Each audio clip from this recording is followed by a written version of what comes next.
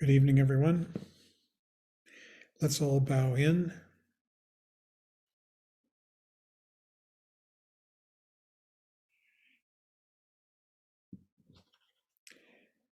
And welcome to the Buddhist Path of Awakening course.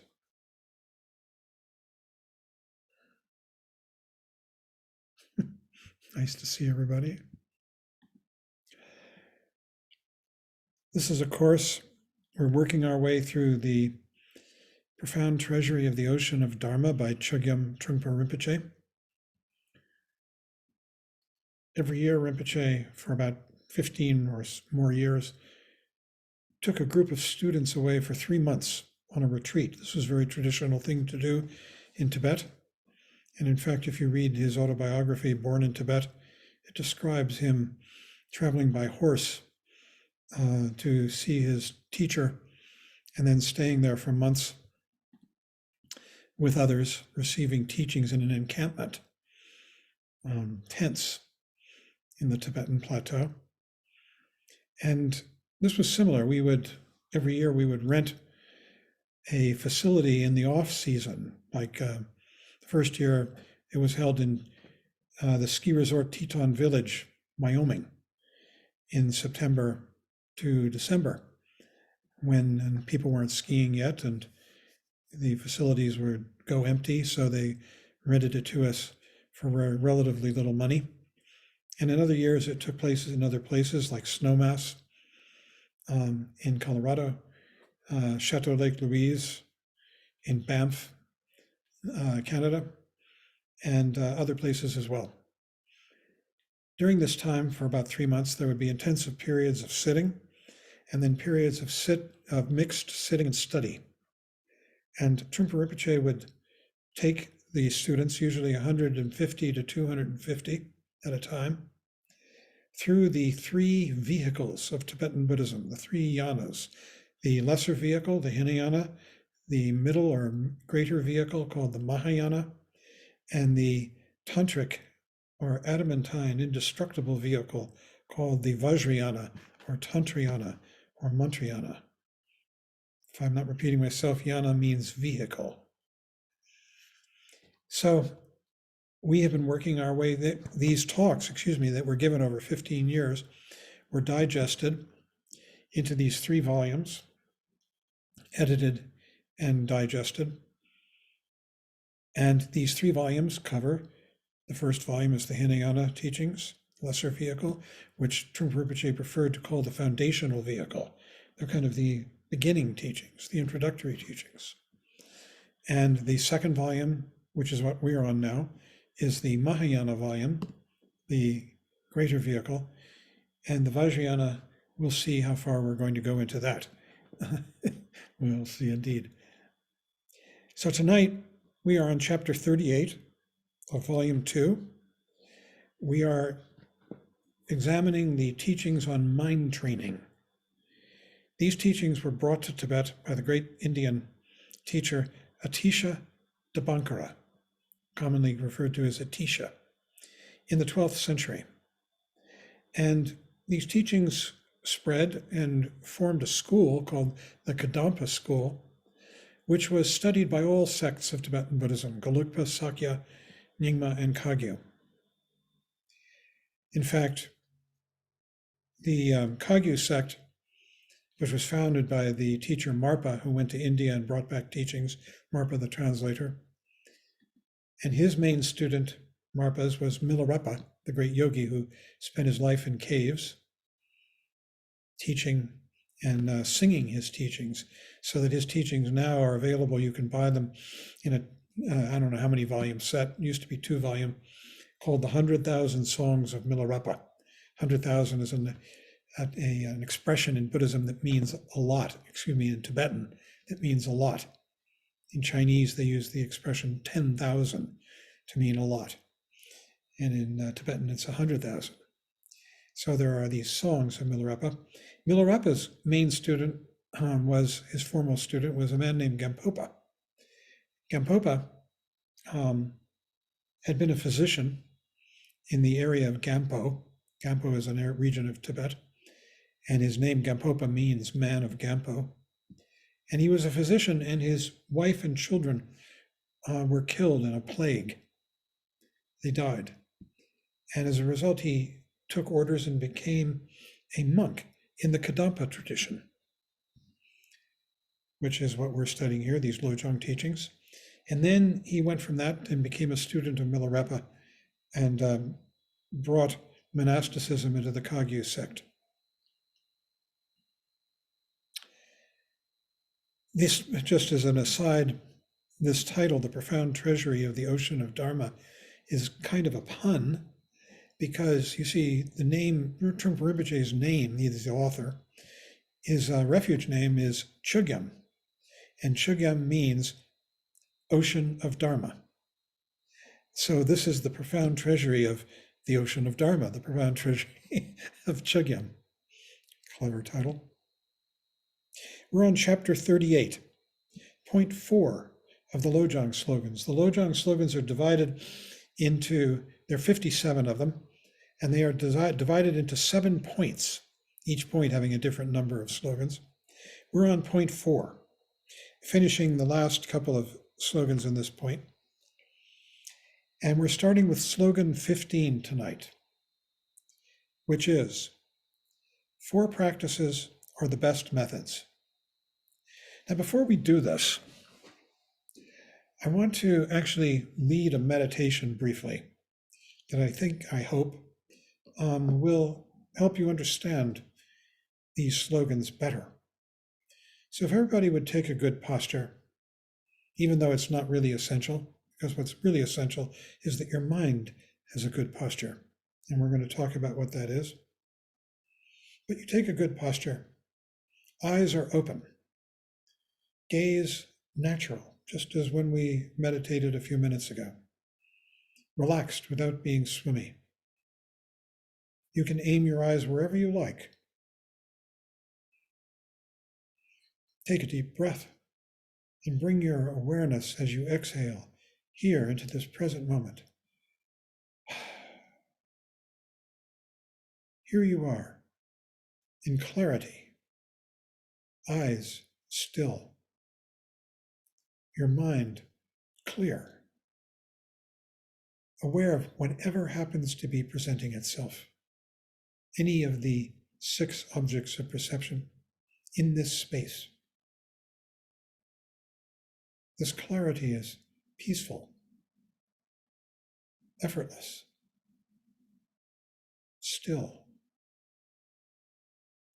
Whatever is arising in it arises and passes away in the instant, just like these words. This clarity of mind is Vipassana awareness. It's also called Ritpa in the Nyingma tradition, which means pristine mind. It's pristine because it's utterly clear. It has no content of its own, just whatever happens to pass through, sights, sounds, and all the rest.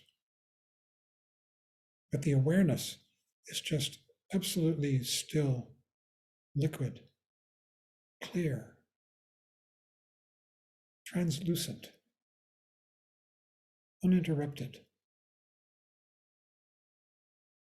We may go off into a thought for a moment, and then the thought dissolves, and here it is again.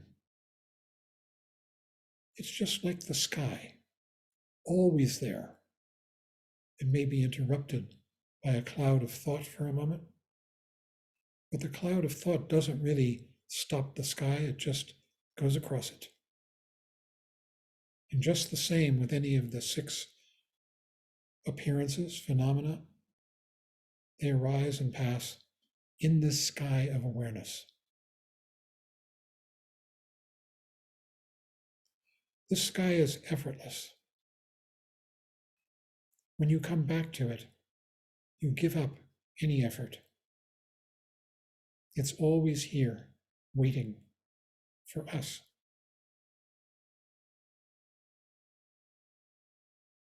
This is the true meaning of meditation. Meditation isn't really an exercise, that's beginning meditation, an exercise of some kind of mental gymnastic.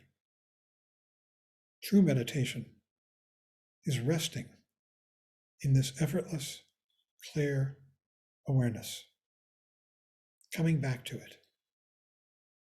It's highly intelligent, not in the sense of figuring things out, but more in the sense of seeing everything clearly, utterly clearly. So you can relax your posture if you wish, slump, cross your feet, do whatever you like. And the reason that I wanted to start with this is that these chapters are very much about bringing meditation into our daily lives. And this is the meditation. It isn't a mental exercise like focusing your mind on an object, such as the breath, or a candle flame, or whatever, or a mantra, Om, or whatever it might be. It's this clear, utter awareness. This is the true and deep meaning of meditation. And whenever you come across that word in this text and in other chapters, unless he specifies that it's shamatha meditation, this is what it is. Sometimes this is called vipassana, which means superior seeing or clear seeing. Sometimes it's called shunyata meditation. That puts the emphasis on what you begin to realize is the case with everything you see in this space of awareness. Eventually, it's called Mahamudra meditation, and even Dzogchen, great perfection meditation. It just refers to the meditation is always the same. It's this utter effortless clarity. And the more we come to trust it, to rely on it, to relax into it, to love it, the more our minds change. Our understanding of who we are and what the world changes is change. The understanding of this and that changes in this clarity. And that's why there are the different names. The practice remains the same. It's the different names have to do with how we understand who we are and what the world is in the light of this awareness.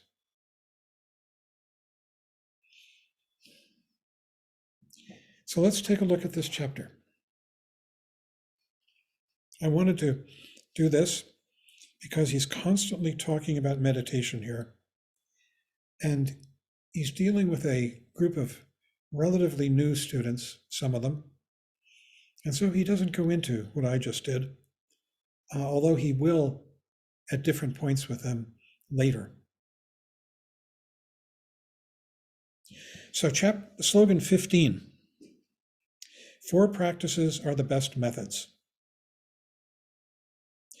This slogan is about engaging in special practices in order to transform bad circumstances into the path of awakening, the path of enlightenment, the path of Bodhi. And it includes 4 practices. The first is what is called accumulating merit. Now let's get out of the way what this is not.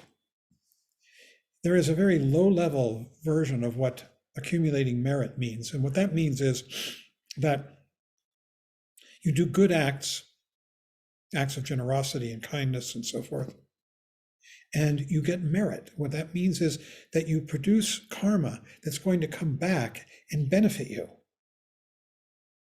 But this is all about a very ego version of merit, what I just described. It's all about me doing good things, being a good person, as it were, so that I get good results. That's the way karma works. You do good things, you get good results. You do bad things, you get bad results. This merit has nothing to do with collecting something for your ego. In fact, he says it has to do with punishing ego. You see, ego comes along and it says, am I meditating? Ooh, am I going to get something out of this meditation? Ooh, I'm not meditating well enough. I should try harder. It says all these kinds of things. That's what ego does with meditation. But what we just did is egoless meditation. It's just utterly clear, effortless awareness in which I is nothing but an impediment, an irrelevancy, something that comes and goes, and when it goes, great. And there's just this clarity. So this merit that we're accumulating in this slogan has nothing to do with getting good results by committing good actions. It has to do with punishing ego, getting rid of ego. Ego's the great perverter. It's not true ego. It produces pain. He says the logic with ego is that you seek pleasure, but you get pain. Why? Because seeking pleasure is painful. It's that simple. Meditation has nothing to do, true meditation, with seeking pleasure and experiencing pain. It's just pure, clear, limpid awareness. It is the alaya in its ultimate sense that we've talked about before. It is absolute bodhicitta, absolute awakened mind. It has no particular content. It can be described as clarity, as effortless, as utter clarity and effortlessness. So he says, in order to accumulate merit, you have to block out hope and fear altogether. Hope and fear are the very actions of ego, this false belief in I. It just comes and goes. It's temporary. It's a temporary statement. I am, I hope, I fear, and then it's gone. Meanwhile, this ripa, vidya, it's called in Sanskrit, this clear awareness, this true meaning of meditation never ends. So we're letting go of hope and fear. He says, you do not hope to gain anything from your practice or from life, for that matter. And you are not fearful of bad results. You're not dreaming. This slogan is based on having complete trust in the three reminders, he says, the three types of encouragement. And here's the encouragement. This is priceless encouragement. Grant your blessings, so if it is better for me to be sick, let me be sick. Grant your blessing, so if it is better for me to survive, let me survive. Grant your blessing, so if it is better for me to die, let me die. This is what this is a statement of complete intelligence and complete being there with whatever is happening in your life. Being sick, surviving, dying, and all the rest. It's asking us to do this again and again. It's asking us to be true meditators, beyond the idea of any kind of action. He says, it's like begging. You have to have an open bowl in order to receive something. You know, when you're begging for food, he's talking about monks. There has to be a quality of openness, giving, surrendering. And this is what this vidya, this ritpa, is. It's that quality of openness, of giving out ego, and surrendering I am. Into what? Into just this. The real that is here now, always.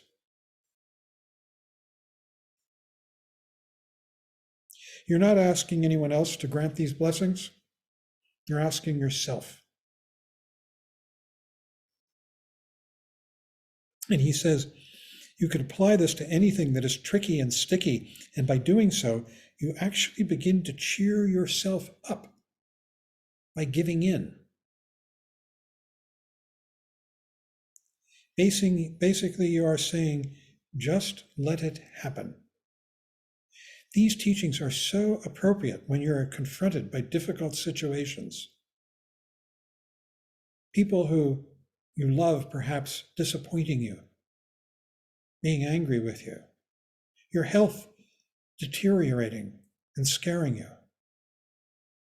That's when these teachings become really, really relevant.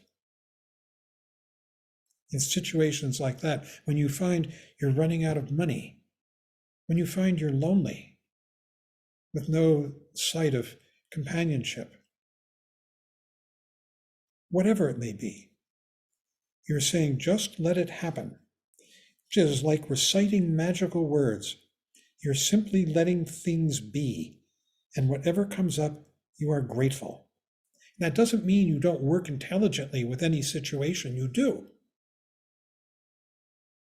But what can cripple you in a difficult situation is fear, sadness, regret, all those things.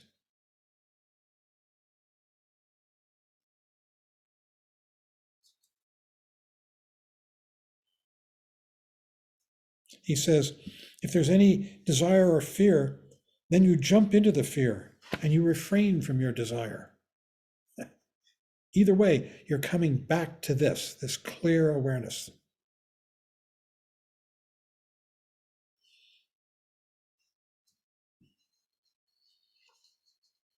Letting go of possessiveness, you are opening yourself completely. Letting go of fear, you are opening yourself completely. Letting go of hatred, resentment, you are opening yourself completely. And when you do, you can deal much more intelligently with whatever is presenting itself. He says you're not accumulating anything for your ego, for I. You are connecting with the sacred areas of reality, with the very idea of the teachings, the Dharma, and basic sanity. Intelligence is very important. This can't be blind faith. It's not a matter of blind faith. It's not a matter of that at all. There is no blind faith that's recommended here whatsoever. This is a matter of opening your mind, putting aside hopeful and wishful thinking, fearful thinking, so that you can see the world clearly and deal with it as it is, as it desires, as it demands, as it requires.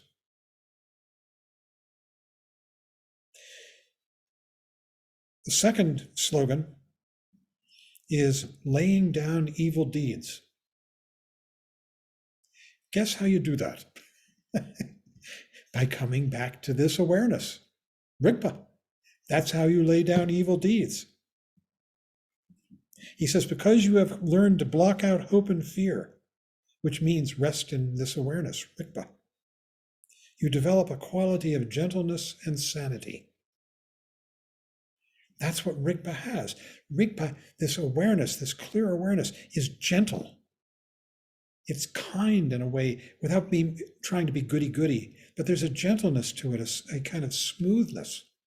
And there's tremendous sanity, because we are letting go of our insanity, letting it evaporate, shifting our loyalty from those dreams of wishful thinking, hope and fear, to just simple, clear awareness. And then we deal with whatever is required. Now, the evil deeds are called dikpa, that's in Tibetan, which he translates as neurotic crimes. And he says we are confessing our underlying neurosis. Although there is no confessor, it is more a way of relieving yourself of your own neurotic crimes. Neurotic crimes are wishing things were different and then trying to make them different.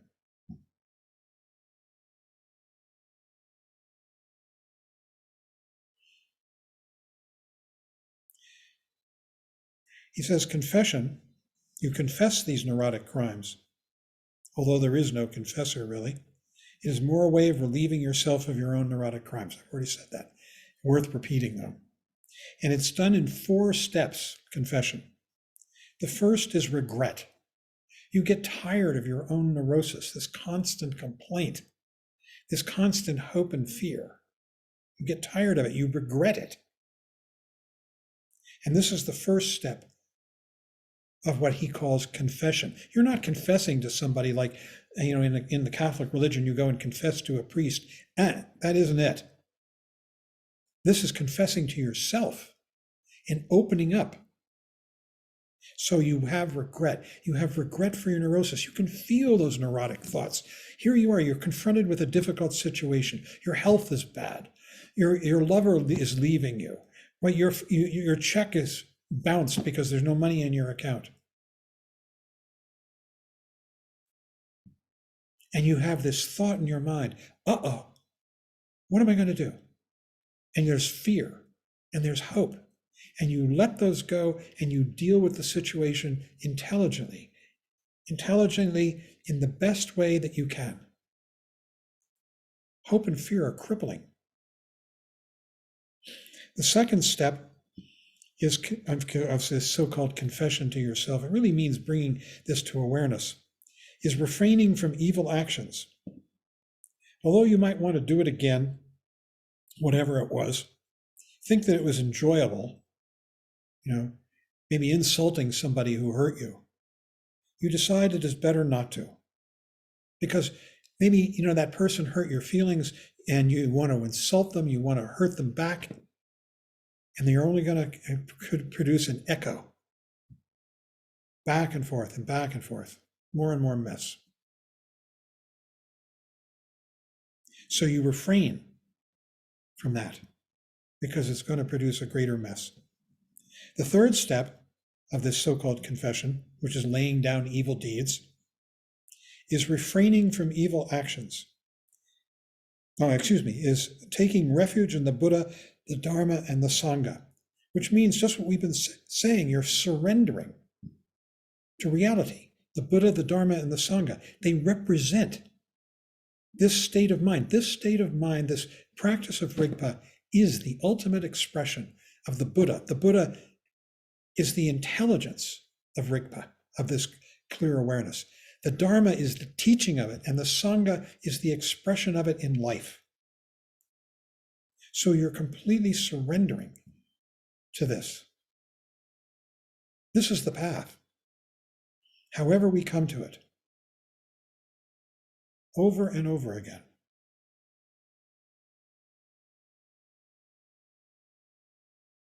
He says, the criminal has to give up the crime rather than the crime being forgiven.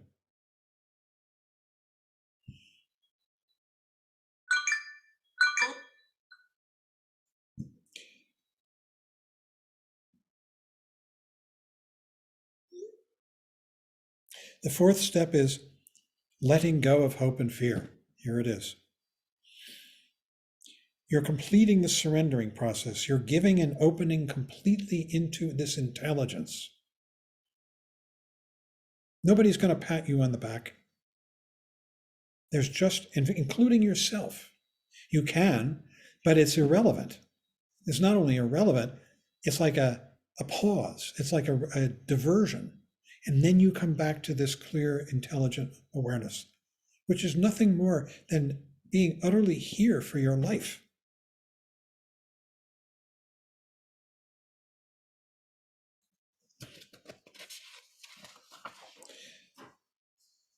The next practice is called offering to the duns. Here we go. We just finished dun season. Duns. A dun is an erotic attack. We experience these throughout our lives.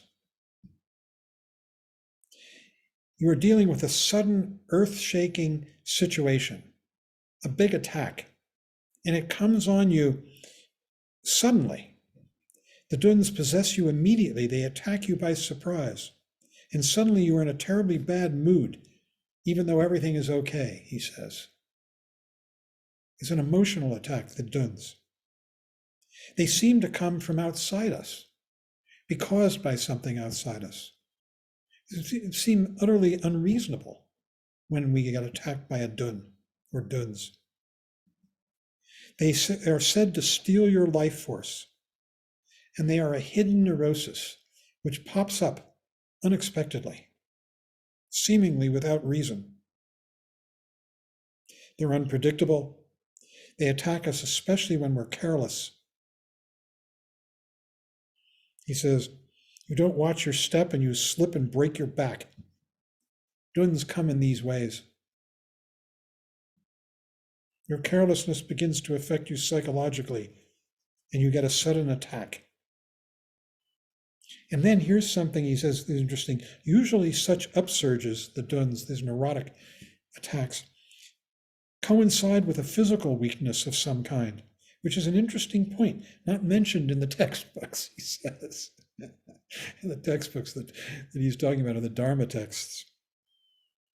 Your problems take control and you lose your mindfulness when the duns attack.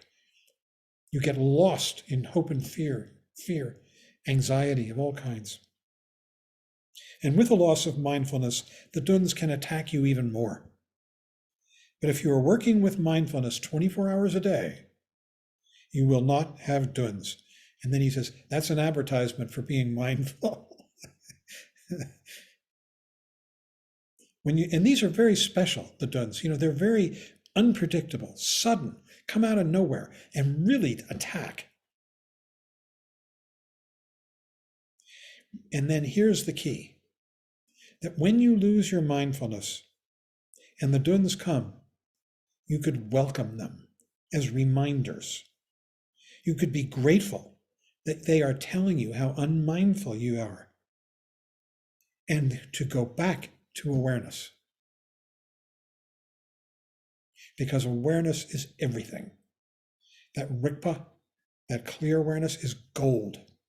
It is the stuff of enlightenment. It will transform the world. And so the duns steer us back to it. And this is what is meant by making offerings to the duns. It's really about being grateful to them. There are ceremonies in Tantrism where you actually make little offerings of food and drink and whatever it is to the duns to pacify them. But what he says here later is that Westerners don't really understand this kind of ritual, and he doesn't recommend it.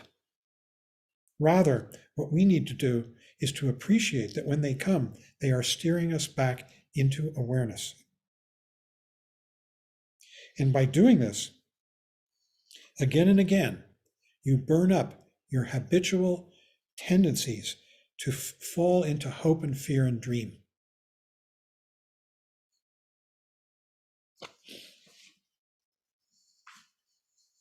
Here, I'll just read a quote.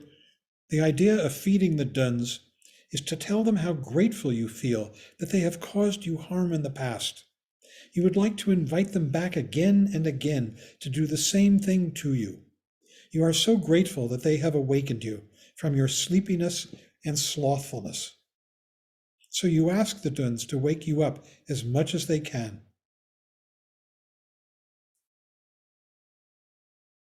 You appreciate anything that provides you with the opportunity for mindfulness or awareness, anything that shocks you.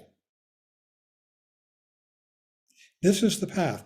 The more you tread this path, the more commitment you will make in your own mind to remembering to come back. Because we just get lost in our habitual dreams.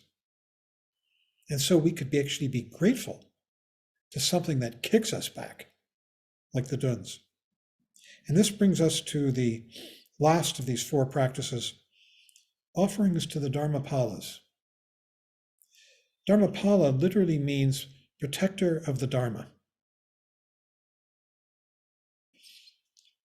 I didn't really plan it, but I've got planned it. But I have two Dharmapalas on the walls of my room here. The one behind me is Dorje Trollo, and he's a pretty fierce guy. Fangs, flames, the whole shot. And the one over here on my left, which you can't see, is Yamantaka, who wears the head of a buffalo, which is a symbol of ignorance, and he's mocking ignorance with it, and he's got multiple heads and multiple arms. And Yeah. And he's the conqueror of Yama. That's what his name means, which means Yama is the Lord of Death. So Yamantaka conquers death. These Dharmapalas are protectors. That's what Dharmapala means, protectors of the Dharma. They are a little bit lower down than Duns. Duns are worse than Dharmapalas. He says the idea is that your teacher guides you, but a little below that, there are protectors of the teachings who push you back onto the path if you stray. They are like shepherds corralling runaway sheep. So they're like the Duns, but they're just milder, really. They're still pretty fierce. I remember listening to Bob King, a friend of mine here in Boulder, give a talk about these figures, some of them, and saying that he hopes he meets them when he dies, in the flesh. I mean, really the way they appear, which is pretty fierce. Let me see if I could, hold on a second. I'm going to see if I can show you one of these up close and personal. Here we go, I think. Give me a second.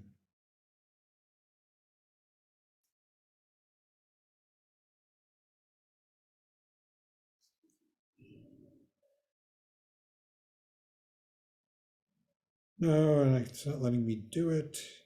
Hold on.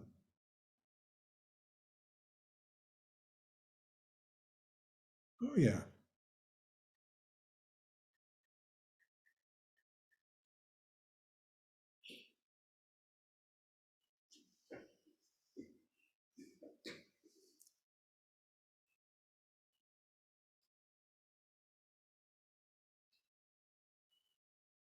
Okay. There we go.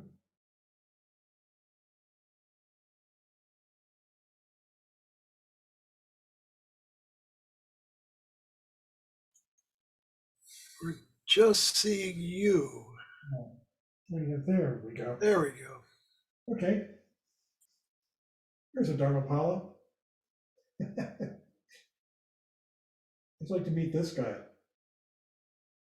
Yamantaka, his name is. He's one of the 8 Baruka logos. Each one of them is as fierce as the next. He's in Yab Yum with his consort, who represents Prajna. And I think, or else Upaya, I'm not sure which skillful means. You can see he's got a gazillion arms. He has multiple heads. He's the wrathful incarnation of wisdom.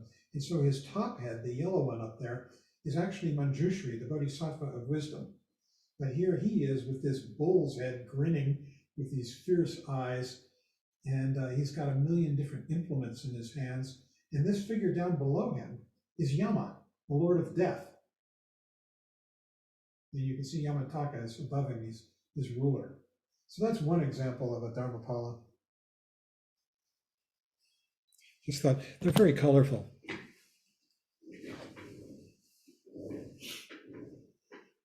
Let's go back into some other mode, Barry. Thank you. So the main thing about the Dharmapalas is that they herd you back, H-E-R-D, or corral you back. Is this okay, Barry? Okay. When you stray from the path of awareness, awakened mind into hope and fear and any other kind of neuroticism, they are like shepherds. For example, and then he gives an example. This is the classic example. You're having a fit of anger with somebody, and you storm out of the room, slam the door, and catch your finger in it. That's a mild version of Dharmapala.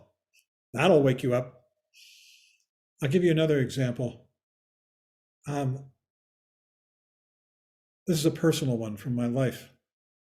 About around 1970, 71, Rinpoche was invited for the second time to give a seminar on Alan Watts' houseboat in Sausalito, California. We rented a VW Bug, and I was driving with Rinpoche sitting next to me, to my right, and behind me, 3 other students, Kaesong, Fran Lewis, and Marvin Casper. Rinpoche and I were heading towards the Bay Bridge, and I was discussing with him awareness. I ran a red light and a Porsche driven by the son of the mayor of San Francisco hit us on the driver's side.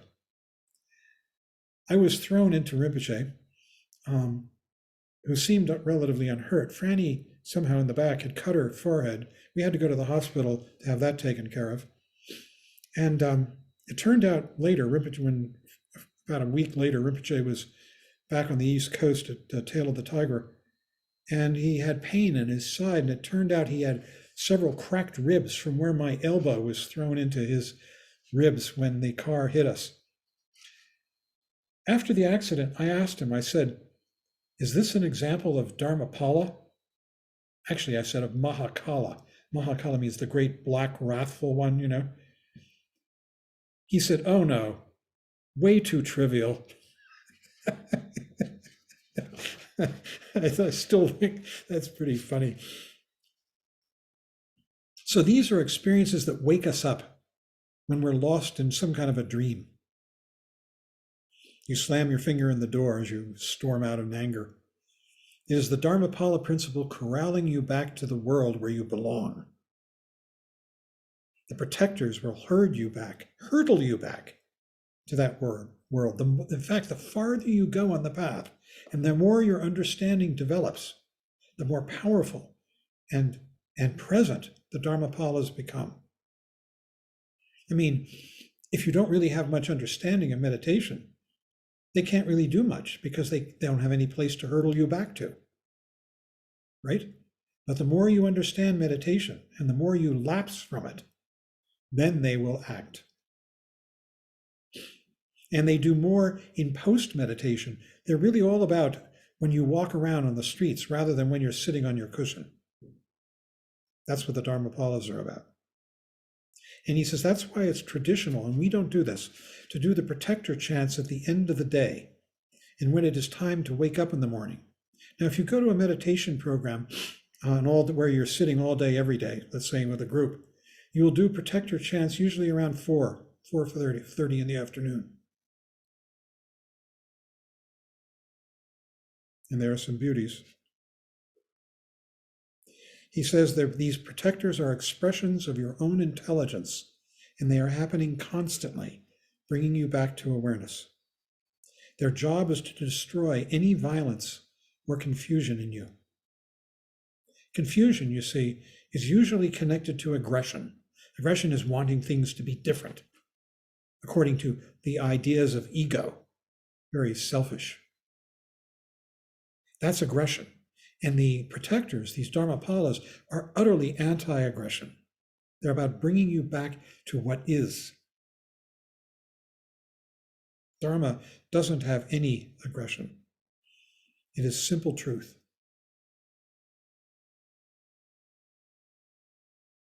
So we can do these chants. Maybe we should do some. I'll put some up one of these days,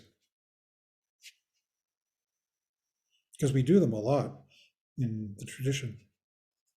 And the idea of doing these chants and of invoking the Dharmapalas is to cut through aggression. Remember, aggression is your own neurosis. It's being lost in a dream of wanting things to be different, of hoping things will be different, and of trying to make them be different according to your ideas. This is ego activity. And the idea of the Dharmapalas is they cut through this.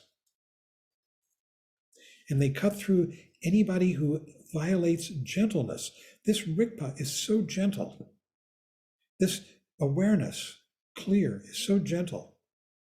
And the Dharmapalas cut through any attempt to be violent. And they bring you back. And that cutting through creates further gentleness. So we're asking the Dharmapalas to give us help and feedback through mishaps, bankruptcies, windfalls, or any situation at all. I'm quoting him. That seems to be the basic point of offering to or invoking, calling on the help of the Dharmapalas. These instances that wake us up in our life. Finally, the last slogan is, Whatever you meet with unexpectedly, join with meditation. And again, meditation doesn't mean focusing on your breath or a candle flame or, Hare Om or whatever it may be. Meditation means this clear, open awareness. So whatever you meet unexpectedly, bring this clear awareness to it. He says, with sudden occurrences, what happens is not to be regarded as a surprise, threat, or encouragement, but simply as an aspect of your discipline, your awareness, and your compassion. We're coming to compassion in the next slogans.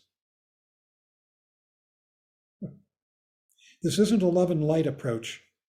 That was a big expression back in the 70s. Love and light. He hated love and light. It's all about, that was about sweetness and hopeful good, about goodness.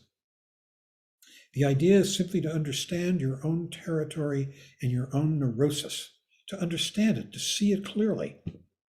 When you see it clearly, you do understand it.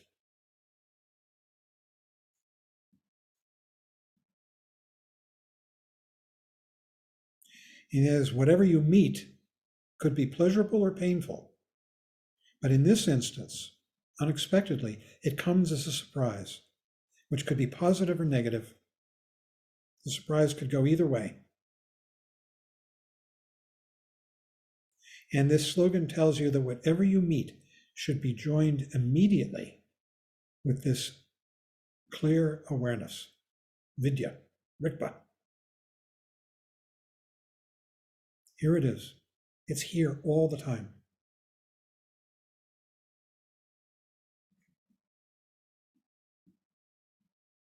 And in a difficult situation, if you wish, when you hear, he says, when you hear good news or bad news, you might first gasp, ah! That ah is a form of rikpa, ultimate bodhicitta. Ah, here you are, clear, awake, you're jolted. After that, you might practice tonglen, sending and taking. You take the worst and you send out the best. It's not a matter of martyrdom.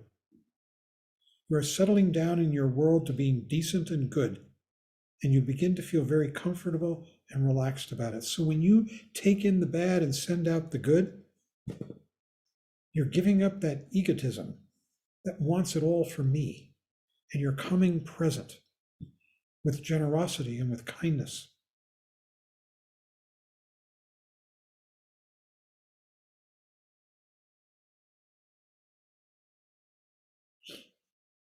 Finally,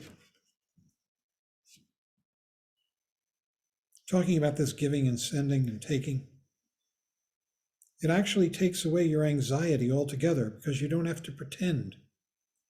That's it. When you practice Rigpa, you don't have to pretend at all. You don't have to be defensive and you don't have to attack. What you say begins to make sense to others. There is so much accommodation taking place in you. You're not being, when you're being defensive or aggressive, you polarize the situation and you cause the other person who's listening to take a defensive or aggressive posture. But when you act out of clarity and awareness, you open things up. When you act with generosity, you open things up. And it allows the other person to be much more intelligent and to be open and giving as well. So that's it. Marvelous 2 slogans. Very challenging. So we can have a discussion.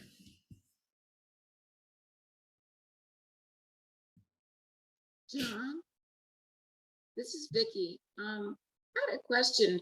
The chants, the Dharma Palas, could we insert one into our daily recitings? We could. Something that wouldn't add too much to it, but I would like that.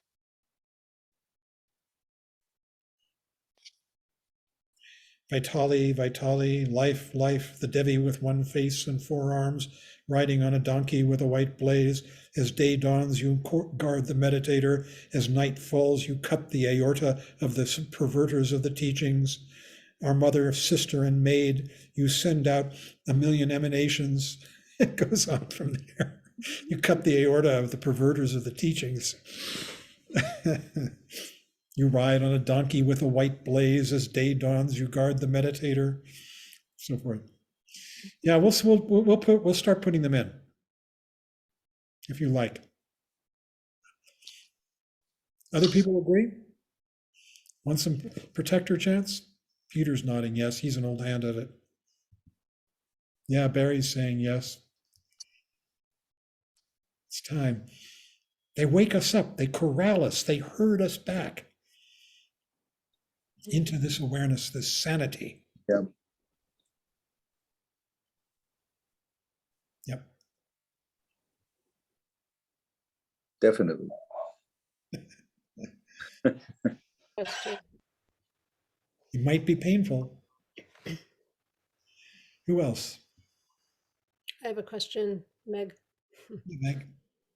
Yeah, just going back to laying down the evil deeds, and there's 4 steps that you follow. And I'm just wondering at the end of that, and you eventually you come to pure awareness, alaya, whatever you called it. And I'm wondering in a practical way, how that would help if you've done something like overdrawn your bank account and you're really in a bad situation financially, or Take care of it. what? Take care of it with clarity, not being obscured. You let go of the fear as much as you can, Mhm. because the fear will cloud your judgment. You see the situation clearly, accurately, and you act. And so how is that different than just regular life? Because in regular life, we often might look for somebody to blame. We might get so frightened that we take on, inappropriate actions. All kinds of things. Fear screws things up. We know this, right? When you're afraid, you tend to lock up, choke. Fear is the enemy. Yeah. We come back to clarity and we deal with things appropriately. That's a great question. This doesn't mean that we turn into sort of zombies or goody two-shoes, or it's all a matter of really ultimate intelligence. So it's really the difference basically is banishing the fear. It can be. It can also be banishing the hope. It can be banishing judgment of good and bad, which can really cloud things up.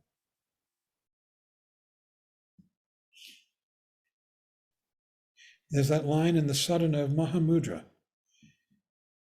Good and bad, hope and fear, all thoughts vanish into emptiness, like the imprint of a bird in the sky.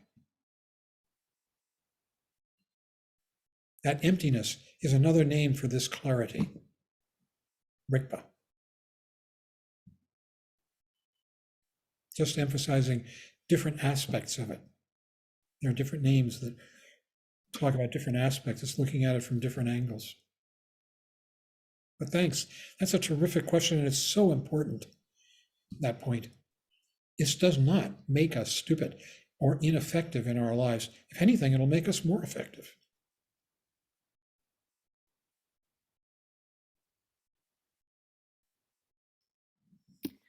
You have Robert and Ian with the hands raised. Okay, Ian. Actually, I think Robert was first, so maybe you go ahead first, Robert. Okay, Robert. What I had an image of when you talked about the duns was when you talked about the duns, I had the image and actually the feeling of it, of rumble strips on the road. Of what? Rumble strips. Yeah. If you're falling asleep and you start going off the road, you come They wake you up just like that, man. Just like that. Yeah, we probably come up with lots of examples of things like that in our lives. Yeah.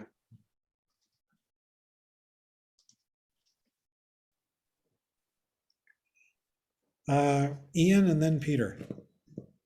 Thanks. Thank you so much for your talk, John. It really resonated. You know, just a long-winded question. I'm thinking in terms, they say the unexamined life isn't worth living. But in order to examine your life, the problems that we face in our life force us to examine them. And I think then we should be grateful for the problems that actually come about. So it may not seem at the time when the bank balance is empty, and that's probably not a good example, but other things, that relationships end or other things happen, but we should be actually grateful for these problems. So I'm thinking in terms of in Alcoholics Anonymous, they say they are grateful recovering alcoholics, and they do not resent the past. They sort of accept that this has brought them to an awareness, to a spiritual life, etc. So problems, difficulties are an inherent part of life, I think, from listening to you.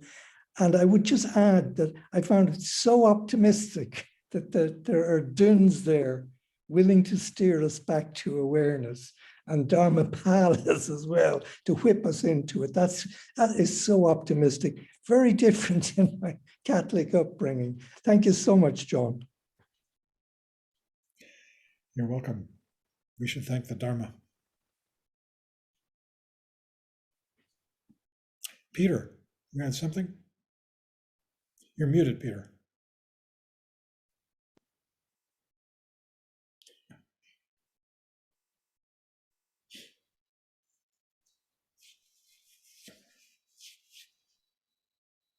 Peter, you're still muted.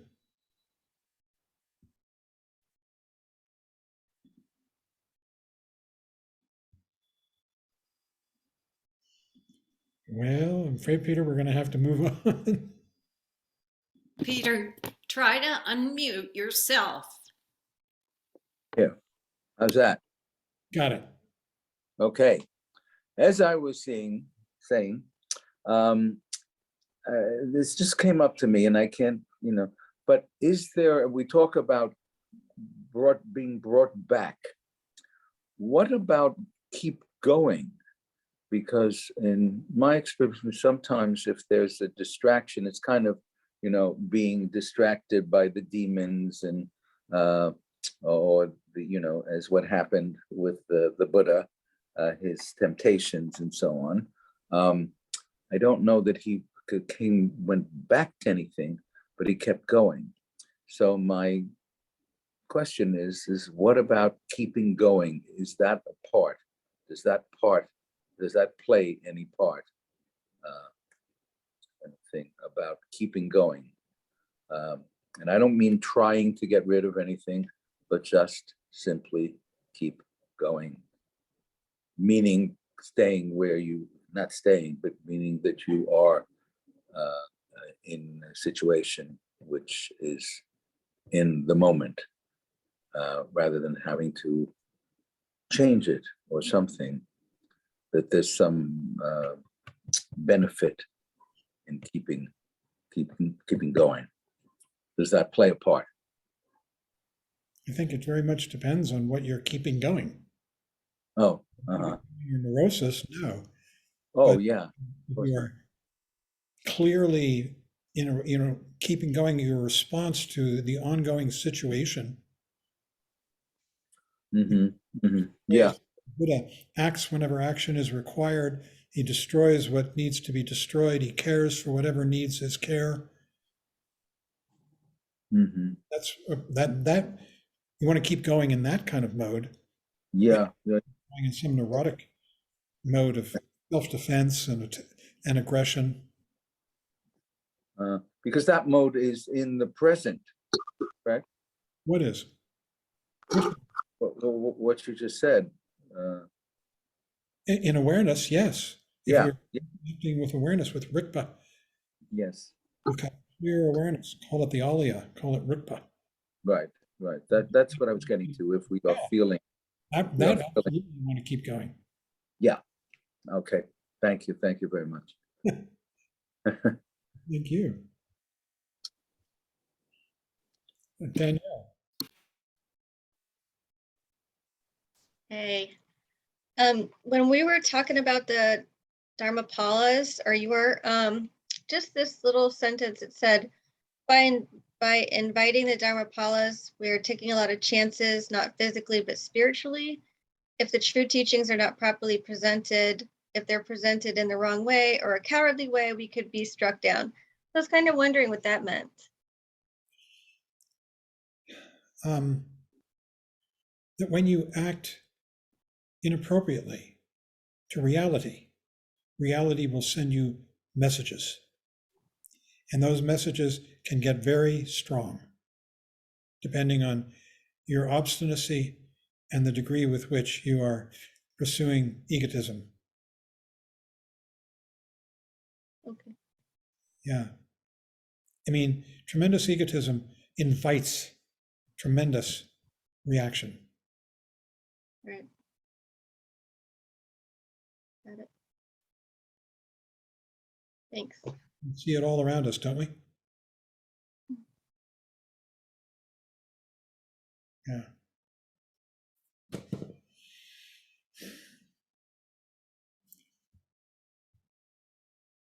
Who else?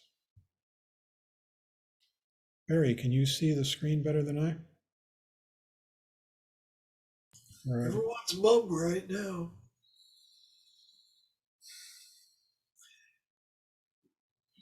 Maybe they're all residing in Rigpa. Good. Resting in Rigpa. That's the pause. Yeah.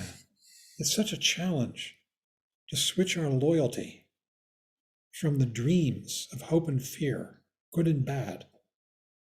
These are always thoughts that occur in our mind, to switch our loyalty from that to simple awareness in this present moment here. We're giving up tremendous ground and really getting the ultimate ground, which is the present moment, which is real.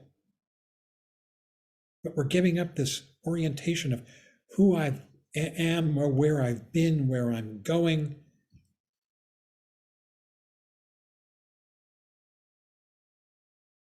Full of hope and fear. Robert has raised his hand. Again, John, would you please talk more about you're asking yourself to grant the blessings, not anyone else, not what? not anyone else. Asking yourself to grant the blessings, not anyone else. Yeah. It's because there really is no external judge, benefactor, punisher. It's all here, right now. And we're asking ourselves to come present, come awake, out of the dream, out of the fog.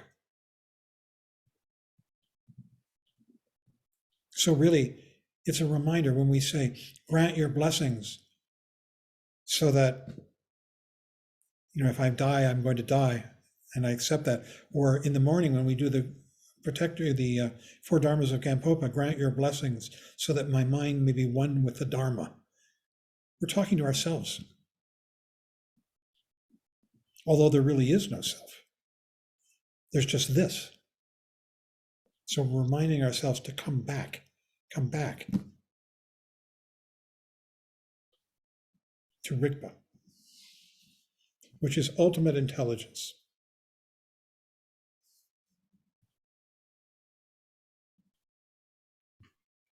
Sounds like it's so simultaneous that it's seamless, and the tendency is in a world of duality, and it's almost compulsory to look for a seam. It's seamless. Utterly.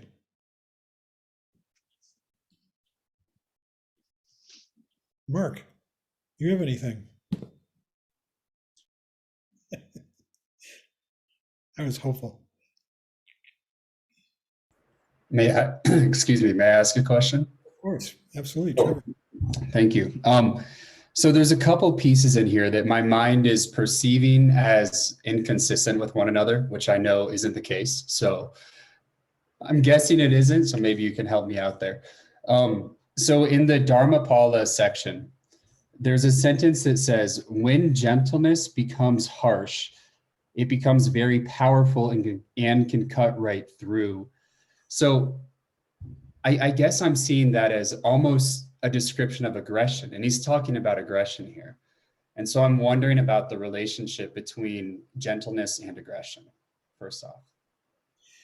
I think, the way I take this, Yeah. is that it's gentleness that's so imperturbable, so invincible, that anything aggression, true aggression, bounces off it. It's utter imperturbable clarity and gentleness. So what is like gentleness becoming harsh? I don't know. Okay. Yeah. I think though that maybe it's harsh because it's just inconsistent with what is going on and what is seeming to be asked of the situation. Okay. So the situation may call for violence, violence may be being called for, but this person who is manifesting gentleness is refusing to go along with that. Yeah. I don't think I have a clear understanding of what is meant by gentleness. I have my idea, for example, he says in a chapter before this, where he says, if there was somebody who's about to press the atomic button to kill the whole world, he would kill them gladly. I think he said he would even sort of rejoice and have fun with it, which I guess I'm just trying to figure out like the relationship with that act, which seems incredibly sane, of course, and appropriate, with gentleness. And when gentleness is described as harsh, then I think of aggression and gentleness being polar opposites, but maybe that's where I'm getting hung up. I think to me they are too. Okay. The gentleness, I think, has to do with a lack of egotism. Okay. I, whereas, the violence that it might be encountering and cutting through is very much about egotism. I want, I think, I'm going to get. And the gentleness can be utterly indestructible, imperturbable, untouchable. It's just. Okay. That's my take. Yeah, that's helpful. Yeah, thank you. I think we have to think about that. But the gentleness, this isn't a matter of being goody two shoes, like I'm going to be a nice little person. This is a matter of compassion, open-heartedness, and also that this clarity of Rigpa has no aggression in it. It's just utterly gentle and clear. And it also has an aspect that we're going to be coming to of heart, because it reveals the beauty and the tenderness of this world. And that's the compassion. And this will be coming up more in the next slogans. Cool. Thank you. Thank you. Thank you for finding a provocative point. Christy had her hand raised.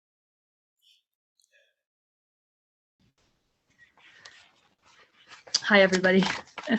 Thanks so much for everybody's comments. And it was kind of raising my hand and then not raising it. I guess I just had a observation. I've been thinking a lot about this.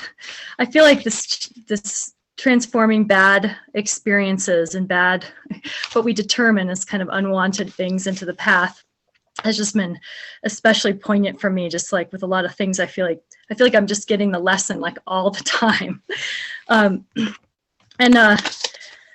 So I guess my question has just kind of been like, okay, well, what is it about these like bad, because this whole chapter is on how bad circumstances. It's not really saying how good, why good circumstances aren't, being asked to transform us as much. And I guess it's just an observation about just when there is just such a reaction, and there isn't such a reaction, I guess, inside myself when I have something unwanted happen to me. And it's so much more noticeable, than when something just wanted happens, I guess. So there's something out of whack, as far as, and I notice it in myself as far as just how my nervous system goes wild with, in particular, bad or unwanted circumstances. And so I guess for me, this chapter has been much about, and I think I'm borrowing an idea from Pema Chodron. She talks a lot about it being about the unwanted and the wanted are both ordinary, or the pleasure and the pain are, it's not that one is, necessarily bad and one is good. It's just the way we sort of react to it. I mean, both are, the good and the bad are just simply ordinary.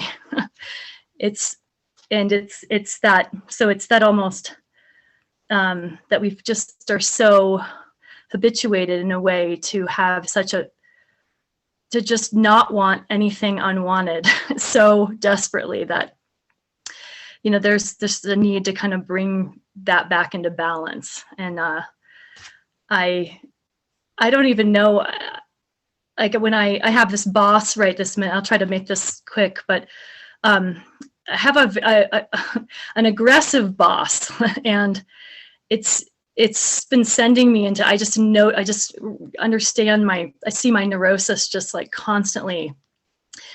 And I don't even know if I think what I'm trying to do right now is just stay with my own reaction to the aggression. I just like, I haven't been reacting because I can just feel that when this aggression comes at me, it just sends my whole nervous system into these like tumultuous, like flip, somersaults in a way.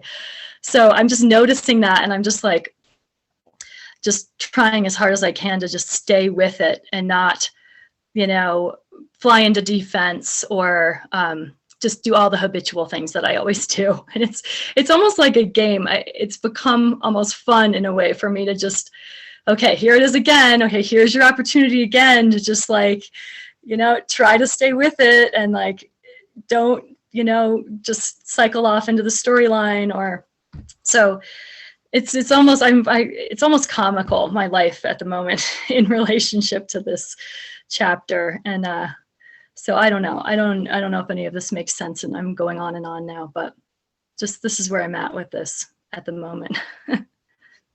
Thanks for listening. Sounds like you've got it done. A dun, I think. Yeah.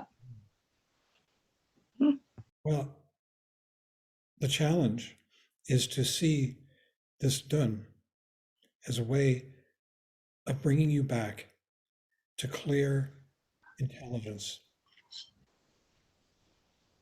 as much as you can, and to acting out of that clear intelligence rather than reactivity,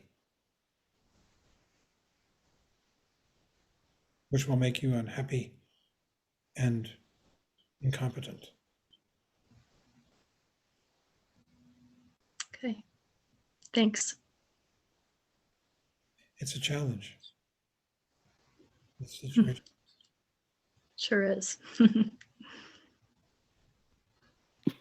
Karen Sue has a raised hand. So Christy, when you were talking, what came to mind for me is that and a lot of this really resonates with me, is that the bad wakes me up. And I've learned to be grateful for that, smack on the side of my head, like, hello. And when I'm awake and aware, the good is there too. So when I move into that space, because you were talking about Pema talking about the good and the bad being the same or like life. Ordinary. So, Yeah. ordinary. So when I'm awake or aware, the good can have a similar ability to wake me up, which is really, I don't know if I'm explaining it well, but it's quite profound, and it's that awake awareness place that allows me to see the positive or the good or the wonder. It's a wonder kind of experience, which has a way of waking me up as well in a more positive way.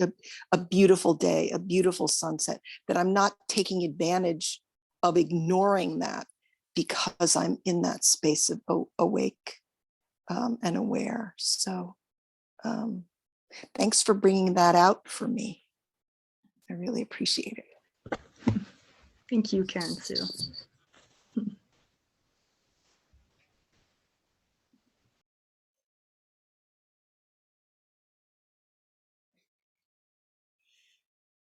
Anyone else?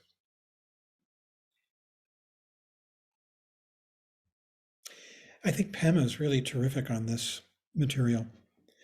I was reading, what's the name of the book? Val? Start where you are. Yes. Around page 50, which wasn't actually on this slogan, but it was utterly applicable in the pages that follow. And it was quite terrific. Really admire her. You looking it up, Barry? Yes. Yeah, start where you are. So I recommended it when you go home, you can take a look in her book. It was just on these slogans. Well, page 50 was a great paragraph here. When these things arise, train gradually and very gently without making it into a big deal. Begin to get the hang of feeling what's underneath the storyline. Feel the wounded heart that's underneath the addiction, self-loathing, or anger. If someone comes along and shoots an arrow into your heart, it's fruitless to stand there and yell at the person.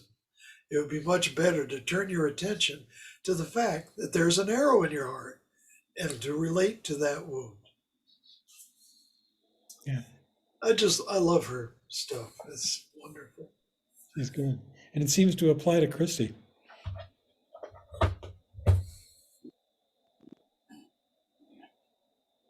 Yeah. Well, perhaps we should end unless there's someone else. And we'll have discussion tomorrow. I encourage you to look over this material again and bring any praise or complaints about the duns and the Dharmapalas. There's some really colorful Dharmapalas. Oh my gosh. We'll start doing some of the chants at night. I'll put them up. Yeah. There's so many of them. A lot of them, were native deities in the Bun religion in Tibet. That's the native religion of Tibet, when Buddhism arrived, and they were converted and became Buddhist. Yeah. Well, okay. Let's close with the chants. Xinyi, are you still here? Yes. If not, I'm here. you're here. Good. So you lead us in the closing chants. Everybody, I'm going to put them up and then I'll mute all.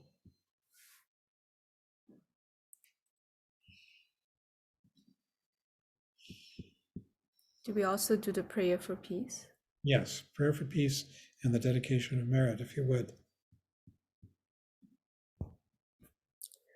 We'll close by saying the prayer for peace and dedication of merit for the benefit of all sentient beings.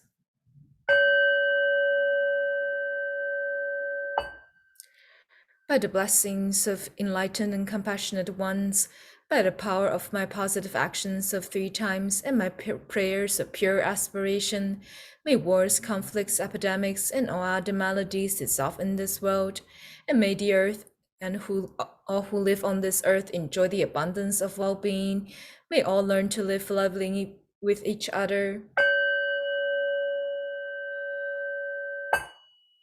By this merit may all obtain omniscience, may defeat enemy wrongdoing. From the stormy waves of birth, old age, sickness, and death, from the ocean of samsara may I free all beings. By the confidence of the golden sun of the great east, may the lotus garden of the Rigden's wisdom bloom. May the dark ignorance of sentient beings be dispelled. May all beings enjoy profound, brilliant glory.